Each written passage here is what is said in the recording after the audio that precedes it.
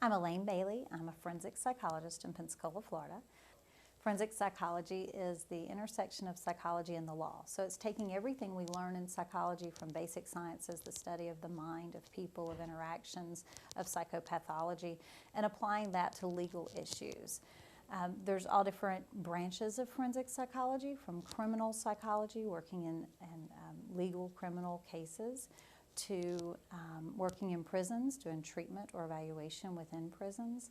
You can also work in family court scenarios, in custody battles, parent mediation, and then in civil court for injuries, looking at head injuries or other mental health type injuries.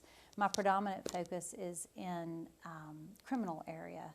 So talking about a typical week for me would be a day is spent studying a case file. So attorneys or a court may hire me to look at a particular case, and they'll send me the entire case file to read and review.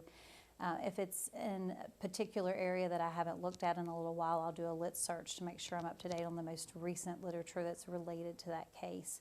If there's an evaluation involved, I may go to the jail or prison, or if someone is out on probation or pretrial release, then they may come into my office for an evaluation where I'll do psychological testing and interview. Because there's motive to fabricate during these cases, so that people may have a motive to misrepresent, to look better or sicker than they are, we also deal with a lot of third-party information. So I interview family members. I may bring them into the office over the phone. I may get school records or employment records, just to verify, to get as much depth and breadth of information as I can for an evaluation. Then I meet with attorneys to educate them on what I found and what I could testify to and what I cannot testify to. Oftentimes, whichever side has hired me, the opposite side will depose me, so they'll come in for a deposition where I will talk to them about what I've done on the case and the literature as it affects the case. And then ultimately, of course, the goal is to go in and testify in court. So they'll bring me in during trial, sometimes during motion hearings, other times at sentencing, to testify about my evaluation. Or just about the literature, to educate the judge and the juries, just like I would teach a college course. I'll go in and teach the judge and the juries the relevant literature to this case and why it's relevant and how they can use that, or how it might affect their thinking as they make their decisions on the case. The law has often been referred to as a jealous mistress, and it's the same in forensic psychology. It will consume time. Attorneys refer to me and they want a psychologist who can handle all of their cases, who can come out on an emergency and say, hey, this person just got arrested. I think they're mentally ill. Can you go look at them before they get on medication so you can speak to their sanity level? The end result of that is it is consuming. It will take as many hours as you will allow it. If you're referring people away, then you lose referral sources. So it is an extremely busy field with high demands. And so you have to learn how to limit that and work with certain attorneys, certain referral sources. But the bottom line is it's pretty stressful. For me, that stress comes in the time demand. I'll go do evaluations, then I have to have time to dictate reports, and I can easily put out 30 reports in a week. So it's just super demanding in that way. For other people, they may say that it's stressful being on the stand and being cross-examined, because whatever you're testifying to, it's an adversarial system. So one person likes what you're saying, but then the other side doesn't, and their job is to cross-examine you and make you look like you don't know what you're talking about. That doesn't tend to push my buttons as much. For me, it's more the time demand, but it is a stressful career field.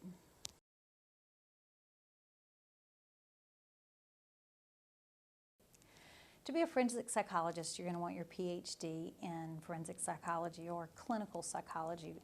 Usually the PhD is in clinical psychology with a forensic emphasis. So oftentimes bachelor's degree is in psychology, but you can get into a PhD program with a bachelor's degree in a lot of the health-related fields, even criminal justice. Then you get your master's degree all the way up to your PhD. PhD includes a fifth-year internship in order to get that PhD, and then there's a year of postdoctoral training for licensure. From there, you can move straight into forensic psychology, but you're also qualified to be a clinical psychologist. So you can do private practice, you can do forensic psychology, you can go in jails and prisons or community mental health centers. Or you can go straight into doing evaluations for competency, sanity, mitigation if you're in the criminal arena, or consultations for any of that. You can also, as I said, go into civil court, those kinds of things. A breadth, a diversity of experience is most helpful on the stand because you're going to be talking about a lot of different areas. So I'd recommend in graduate school for your internships and placements to get experience in inpatient settings, chronic care settings, addiction, outpatient therapy, all of the prisons if you have that opportunity, or jails, but anything you can do to diversify your experience so that you're qualified in a lot of areas. For forensic psychology, thinking of it, I mean, ultimately the goal is to go into court and to testify and to explain to a judge, juries, whoever the relevant audience is, the state of the literature and why it's relevant to help them make decisions about someone's life, whether they're going to be incarcerated, whether they're not going to be incarcerated, making huge decisions. And so it is particularly compelling for people who do want to be in education, because I essentially approach it like I'm teaching a college course. My job is to make this relevant, interesting, to help them understand why I'm there, that I'm not a quack, to help them buy in and really get what the literature has to offer them. And so it would be appealing for people who like that education focus, who want to take what we know and really explain that to, in a relevant sense, to non-psychologists.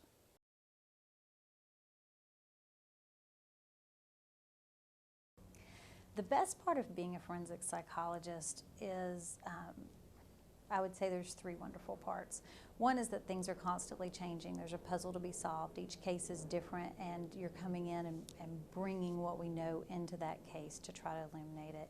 Another wonderful part is that you stay up on the literature. You're required to really keep track of what studies are coming out. So when any different case comes to me, I try to think of what all's related to that case, and I'll do a quick literature search just to make sure that if a new meta-analysis has come out that year, if there's more studies out on that topic, that I'm up to date on that, so that I can, one, share it in my testimony, and two, be prepared to be cross-examined on that topic.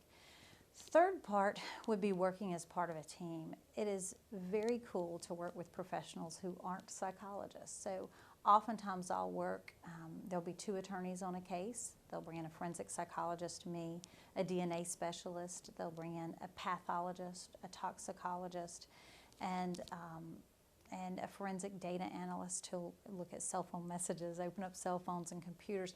And we're working together as a team for a week on a case. So that is really a super cool part of the job that I enjoy, that team approach. Worst parts of the job. Dictation, without doubt, dictation. As I said, I can do 30 evaluations in a week, and you have to make the time to dictate those reports. And it's easy, you set up appointments to go do evaluations, you set up appointments to meet with attorneys, you get times where you go testify, and it's easy to crowd in those dictation hours into your evenings and let it consume your life. So you really have to make sure you're allocating time for that so that it doesn't take up more time than you have. You know, on the one hand, staying up on the literature is wonderful. On another hand, it's a job, and so you have to stay up on the literature. I'll give that as a negative part as well. Some people would say cross-examination. I don't find that to be problematic because, again, I view it like teaching a college course, and every question's a good question. I don't think they're trying to trip me up, or at least I don't view it that way so much as it's another example to clarify whatever I've said and make sure people are really adequately understanding what I'm trying to explain. The other big thing is court is a hurry up and wait game. So you've got to be there for a certain time, but there's constant delays or motions or things that have to be taken outside the juror's presence, and so you're waiting. So you can easily sit and wait for a couple of hours. You're sitting in court. When I go in to consult on an entire trial, I may be sitting in court for a week, 10-hour days, watching a trial go on so that I can get up and testify about it when it's my turn. So you have to have the patience for those things and the interest in the court and legal system to be participating in that process and a team member.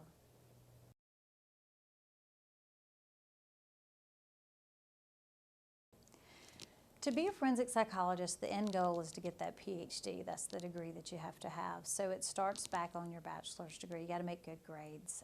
You want to get some research experience during your bachelor's degree, volunteering as research assistants wherever you can. Clinical experience, oftentimes like rape crisis centers and those kind of things have some training. So you want to have all of that because it's very competitive to get into a PhD program or APA approved, American Psychological Association endorsed program. GRE classes to get in, to do well on the exam, to make sure that you have what it takes to get into those programs. There are terminal PhD programs, so you get your master's along the way as opposed to getting to a master's program and then a PhD program. I recommend those. It's a nice fluidity of the experience, but either way, you can get your master's and then your PhD. Clinical psychology probably has the most direct route into forensic psychology, and there are PhD programs now that have a forensic psychology emphasis, though you don't have to have one. You can just do a postdoc in forensic. Once you're into that PhD program, diversity of experience. Volunteer to help other people in their research, like your friends who are working on their master's thesis and then their doctoral dissertation. As many placements as you can get. And people think the program is so long, oh my gosh, 5 years. After the first year of coursework, at least in my program and many programs, you're starting to do 20 hours a week. And I still talk about on my resume and on the stand when I'm qualifying myself, places where I did internships my second year of graduate school at the VA, at the state hospital for chronic mentally ill patients my second year. My third year, I was at an inpatient unit for our crisis hospitalization that also had addiction units and adolescent units, and I still cite that experience on the stand. So that diversity of experience is huge. Take your time in school. Take as many courses as you can. That I hurried through school, and I wish that I'd taken time to take more courses. Just because you have what you need to get the PhD doesn't mean you're going to have everything you want when you're up there on the stand testifying. So get those family courses. If you're not in family or child, you're an adult, get those family courses, get the development courses, get all of the extra things that you can get, ethics, all of the things. And some of that's mandatory, but go beyond it to the second course in it, because you're going to want all of that and need all of that throughout your entire career. So I highly recommend take your time, get the placements, take all of the courses, and it'll be well worth it for your career and your qualifications.